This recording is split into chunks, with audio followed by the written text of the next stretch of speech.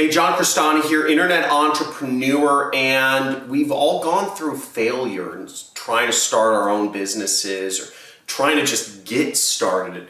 I know failure more than anyone else. I failed a number of times before I became a millionaire. I failed a number of times before I was able to create multiple sources of passive income. And my first businesses, failing was the hardest thing because now I'm used to it, right? I've got tough skin. But when you're just getting started, when nothing's working out, when you feel all alone and frustrated, that's the hardest time of when you're failing. And I'm going to go through my experience of how I was able to break through failure and become a successful internet entrepreneur, because that beginning part is the hardest part and you're not even sure why you failed. I'm going to go through all of that and what you can do step by step of how you can get out of it. Let's get it.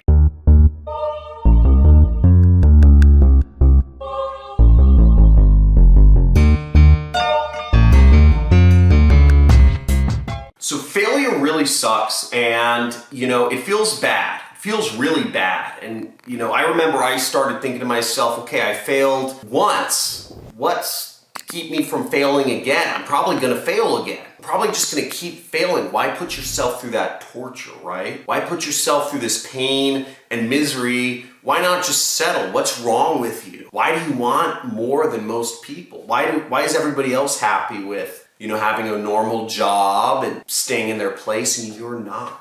Is something wrong with me?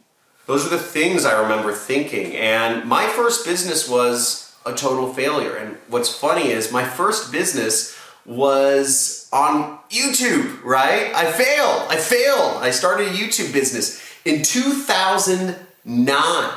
I started on YouTube, post a bunch of videos, like a dozen or 15 videos, something like that. Totally failed, right? You would say, well, John, you're successful now. Yeah, 10 years later.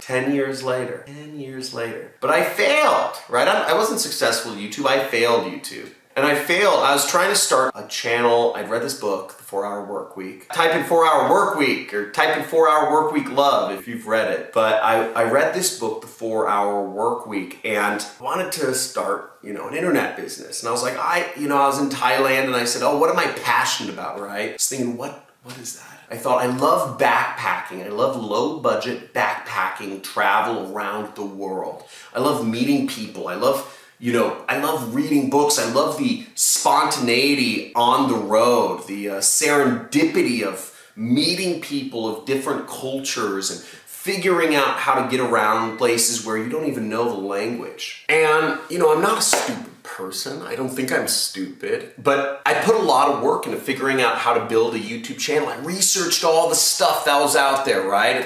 There wasn't a lot of stuff about how to be a YouTuber in 2009. There was barely anything. But I was like, I'm gonna do this. I'm gonna start an internet series. And I did everything I could. I did all the research. I followed up everything I thought I could, right? And I started a YouTube channel, posted up 15 videos, and it failed. Nobody watched them, right? They were watched by a couple dozen people. And I gave up. I gave up because I said, this isn't working out. This isn't making me any money. I don't have any money to support this. I wasn't in a solution-oriented mindset. I said, I failed. This YouTube thing is BS. You can't just post a video. Nobody watches it. So I moved on to my second business. Now my second business, I made a little bit of money. I was super stoked. I was posting around. I was a tutor. I was in college. And I said, I'm gonna tutor other children because I'm good at math, right? So I was like, I'm gonna, I guess I'm all right at math. I failed statistics twice, but I'm all right at math, but I'm better than the international students. So I posted flyers around college advertising saying, hey, I'm a tutor, and if you want a tutor to help you with your classes, you can pay me. Something like $40 an hour, which I thought was ridiculous. I thought it was a lot of money. And I got some clients. I got some international students, mainly Asian and Middle Eastern international students, asking me to help them out. And I helped them out, and I got paid $40 an hour. And I thought I was rolling in it. I thought I was just so much money. I was so excited. That was my first taste of success, right? $40 an hour, and then the college told me I couldn't post flyers around the college anymore. What the heck? I failed again. I realized, I was like, I can't post flyers around the college? People want what I have to offer. And they told me, they said, John, we have a tutoring center. You can sign up to volunteer as a tutor, but can't offer tutoring services outside of the tutoring center. I said, what the heck, man? I didn't even know there was a tutoring center. And my second business, just like that, failed. Now you might be wondering, John, what's the point of this? Why are you telling me about all this failure? I want to talk about what I do when I fail. You might want to say, John, what do I do when I fail? Okay, I get it, you failed. Let me tell you another business I failed. I failed over and over and over and over and over again. But here's one of the key points, is I didn't quit. I never quit. I never quit. Successful entrepreneurs deal with more failure than unsuccessful ones. True story. Now my third business, I started selling online. I started selling on eBay. I was selling products. I was finding products. I was getting them from other people or other people's garages. I said, I'll give you half. I'll sell your product. I'll sell your junk for you. You get half, I get half. I was doing stuff like that, and it started working. It started working well until it didn't. And my PayPal account got shut down for, I still don't know the reasons. They wouldn't tell me the reasons, but my PayPal account got shut down and I lost a lot of money and I wasn't able to run an eBay business anymore. And that was the next failure, and over and over and over and over again. There were more. I could go on, but I'm not going to bore you to death with all of the failures I have. The point I want to make to you is, I, John Crestani, an internet multimillionaire, you might think, oh, he grew up, everything's rosy, right? I failed more than you. But here's the difference, is I didn't whine about it. I never whine, never complain. It's just part of the process. Now, we have all been sold that the safe path is working a job, but that is not true. We've been sold this idea that the safe path is working a job and that the dangerous path is being an entrepreneur, is working for yourself, is finding your own little niche in the world and owning it. We've been sold that because the system has been built by the rich and the powerful people. The laws of society are built to keep the rich and powerful and the poor poor. Now the safe path is not working a job. The safe path is a path of slavery. And it's a slavery of the mind. We've all been sold this idea that we are who we were born to be, that our blood determines where we go in life, our family, whether we were born rich or born poor or born middle class. The greatest lie that has ever been told is this. Now, entrepreneurship, it doesn't need to be your becoming a freewheeling multimillionaire flying private jets everywhere. What it can be is simply just freedom. It can be that you are a scuba diving instructor in Barbados and you are working for yourself, right? You are a contractor. It doesn't need to be a formal job. Being an entrepreneur can be you are a Uber driver, you are a mechanic, you are a handyman. It can be something where you're working for yourself, but you're not beholden to a boss. Jobs are slavery. I worked corporate job and it was awful. I worked a corporate 9 to 5. I worked my way up the system and it wasn't worth it. Now there's good news. There's 4 steps you can take when you fail. The first off is you want to write down the good that came out of your failure. Okay? Write out the good that came of it. Failure. You need to reframe it in your mind. It's normal. It's natural. We all go through failure. It's not failure. It's just part of the process. Kobe Bryant doesn't make every basket he shoots. Andre Agassi doesn't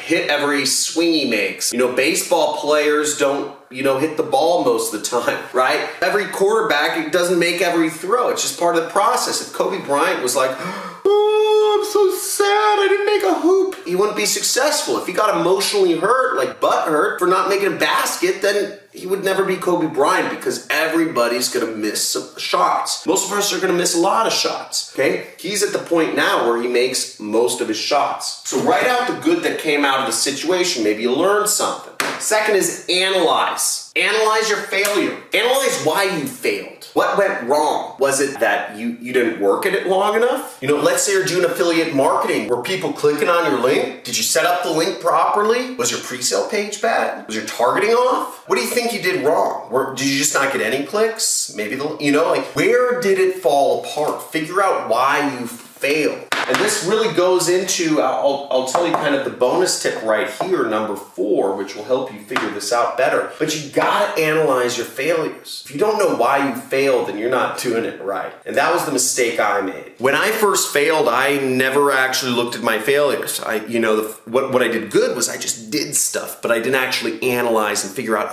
why did this business fail? Why did I get shut down from PayPal? Why did the school not like my posters? Why did, all this stuff. I never thought about it really hard so I could improve on it, which goes into number 3. Figure out improvements. Once you figure out improvements, this brings up a cool concept I like to call lensing, okay? So lensing is, there could be multiple reasons why you failed. One could be that you didn't work at it long enough. You simply just didn't work long enough at the problem and you would have made money or succeeded or whatever you're trying to do. Another reason could be that you were doing it wrong, okay? Another reason could be that the business model doesn't work. Now, this is my horrible illustration of a magnifying glass, but a magnifying glass on a person. But lensing in and out is looking at the problem from bigger and smaller perspectives. You can say, okay, where did that problem occur? Because as I said, it could have been that you just need to try different tactics. It could be that you just need to do more stuff. It could be that the business model doesn't work.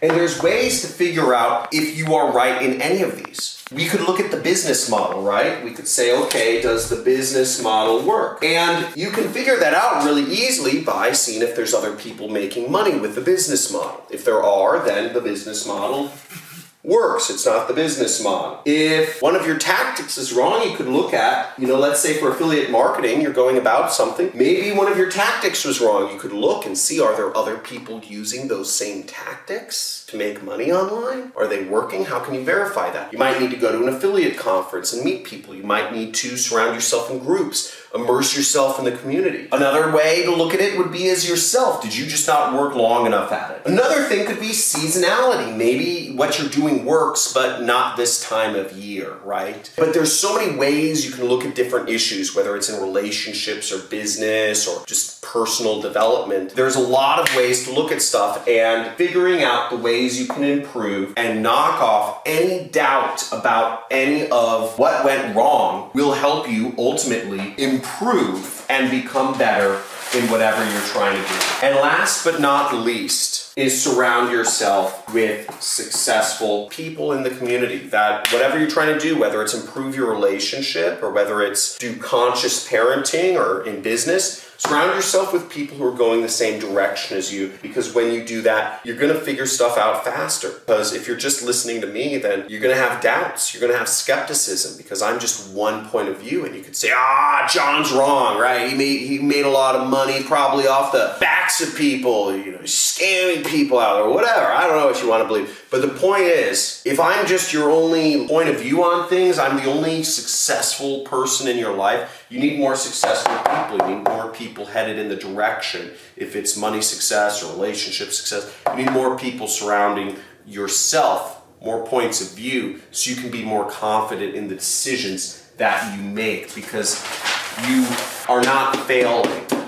and you don't want to go back to slavery. You're so close right now. You're so close. You just need to keep at it. Woo! So like this video. If you had an aha moment, type in aha. AHA for those non-Tony Robbins people in the house. AHA, aha. Aha is like wow, I thought of something. Have a aha moment, type it in, and let me know if what helped you or what this made you think about. And if you have any questions for me about my story or about how I got through failure, let me know in the comments below. Subscribe to my channel if you'd like to see, most of my videos I show people how you can earn money online, and also make sure to hit the notification bell so you're notified of when my live streams are. Talk to you soon. Thanks for watching. Have a great day. See you tomorrow.